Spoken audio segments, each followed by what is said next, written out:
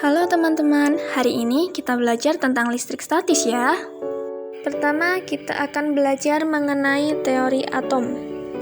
Atom merupakan bagian terkecil dari suatu benda yang terdiri atas inti atom dan kulit atom. Inti atom terdiri atas proton atau muatan positif dan neutron tidak bermuatan. Kemudian pada kulit atom terdapat elektron yang bergerak mengelilingi inti atom.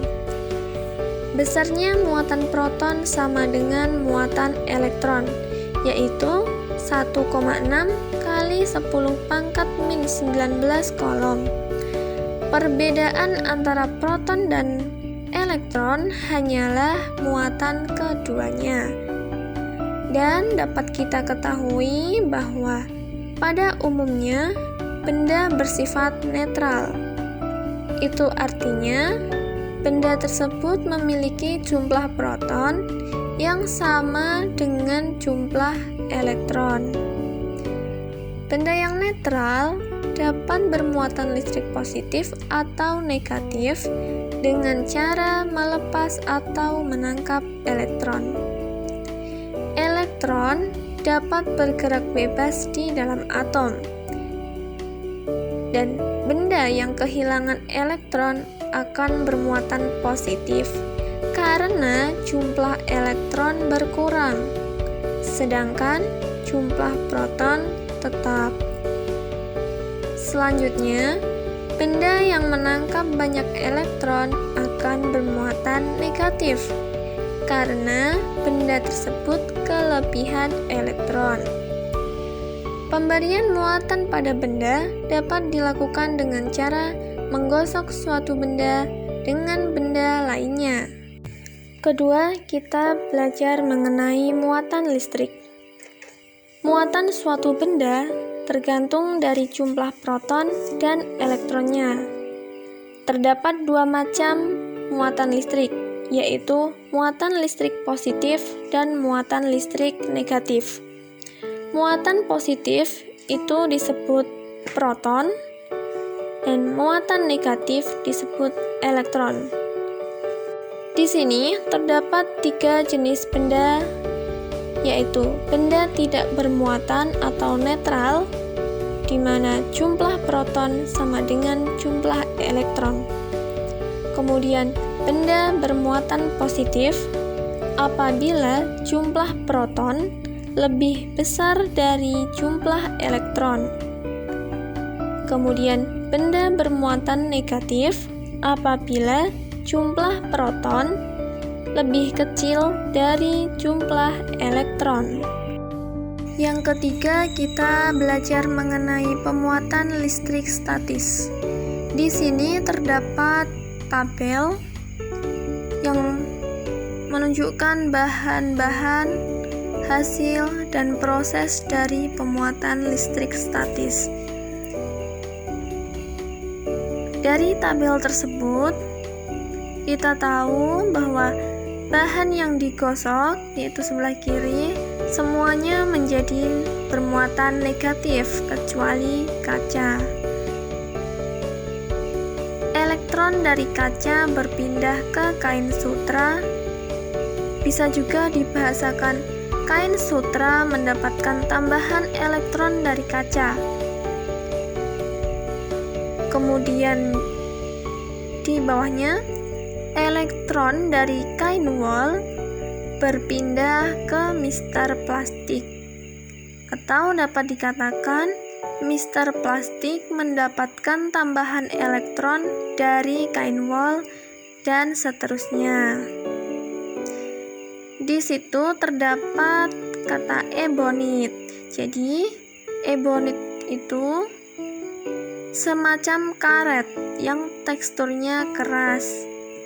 Dibuat dari karet yang dicampur dengan belerang atau sulfur. Banyak dipakai pada peralatan listrik sebagai isolator dan bahan penyekat. Selanjutnya adalah gaya Coulomb. Gaya Coulomb merupakan peristiwa tarik-menarik atau tolak-menolak antara dua muatan. Persamaan gaya Coulomb yaitu F sama dengan K dikali Q1 dikali Q2 per R kuadrat. Dengan F adalah gaya kolom, K konstanta, Q1 dan Q2 adalah muatan, kemudian R adalah jarak antara muatan Q1 dan Q2. Dapat dilihat pada gambar, yaitu contohnya muatan positif didekatkan dengan muatan positif, maka akan saling tolak-menolak. F12 ke kiri, sedangkan F21 ke kanan. Kemudian di bawahnya, muatan negatif didekatkan dengan muatan negatif. Karena mereka muatannya sama, maka terjadi tolak-menolak.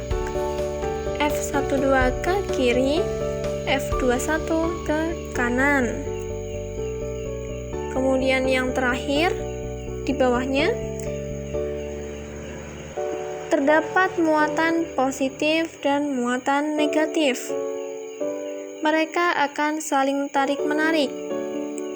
F12 ke kanan, F21 ke kiri. Selanjutnya, medan listrik.